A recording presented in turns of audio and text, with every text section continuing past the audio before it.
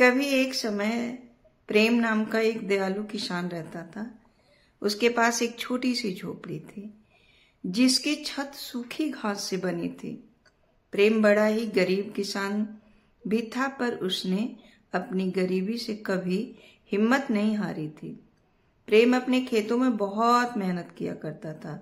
उसकी मेहनत से ही इस साल उसके खेत जो सब्जियों से भरा हुआ था। मोटे मोटे लाल लाल टमाटर, कुरकुरी हरी बीन्स और चमकदार बैगन बहुत सारे उगे हुए थे। प्रेम हर दिन बहुत मेहनत करता था, लेकिन अपने पौधों को सींचता था और घास निकलता था। लेकिन इस साल बारिश के बाद दल लुका छिपी खेल रहे थे। सूरज एक विशाल गर्म दीपक की तरह चमकता था, जिससे जमीन सूख जाती थी और सब्जियां प्यासी हो जाती थी।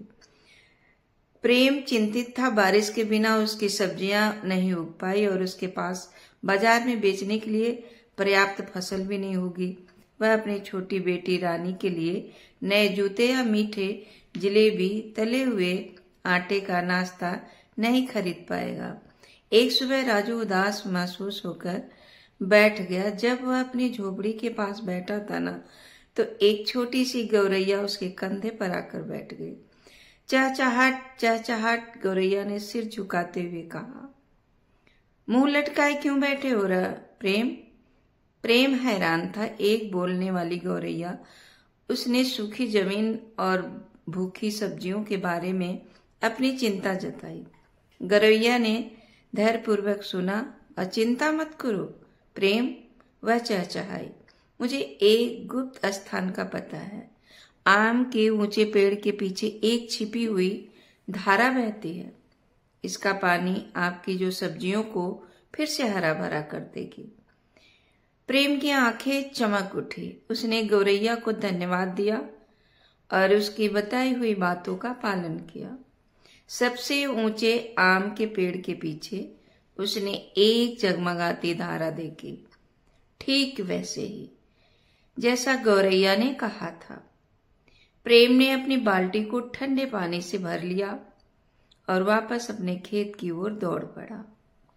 उसने ध्यान से प्यासे पौधे के चारों ओर पानी डाला। सब्जियां खुशी से चहचहाती हुई लग रही थी। उनकी पत्तियां चमकीली हरी हो गई। कुछ दिनों बाद आखिर बारिश आ ही गई। कोमल बूंदें छत पर टप टप टपकती, जिससे प्रेम का दिल ना खुशी से भर गया। उसकी सब्जियां बड़ी ही मजबूत हो गई, चुनने के लिए तैयार हो गई। प्रेम ने अपने ताजे फल सब्जियां बाजार में बेची। उसकी मुस्कान सूरज की तरह चमक रही थी। उसने रानी के लिए नए जूते और जलेबियां का एक बड़ा डिब्बा खरीदा। मददगार गौरैया और छिपी हुई धारा की बदौलत सभी ने एक स्वादिष्ट भोजन का आनंद लिया। इस दिन से राजू कभी भी छोटी गौरैया की दयालुता और छिपी हुई धारा के जादू को नहीं भूला। वह जानता था कि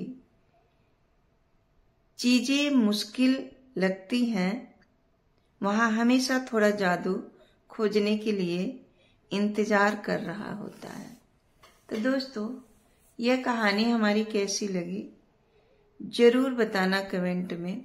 और ये साग सब्जियां जो उगाई है ना मैंने, वो आपको कैसी लगती है और कहाँ से वीडियो देख रहे हैं जरूर कमेंट में बताए ना, ताकि मैं भी सोचूं और देखूं कि मेरे देखने और चाहने वाले कितने हैं। किसान बहुत दुखी था, पर जमीन के ऊपर कोई फसल नहीं उग पा रही थी, लेकिन आज किसान पेड़ के नीचे आराम कर रहा था। तो दोस्तों, वीडियो देखने के लिए पूरा धन्यवाद और फिर मिलते हैं इसी तरह अगले कुछ कहानियों के लिए। तब तक के लिए जय माता, राधे राधे।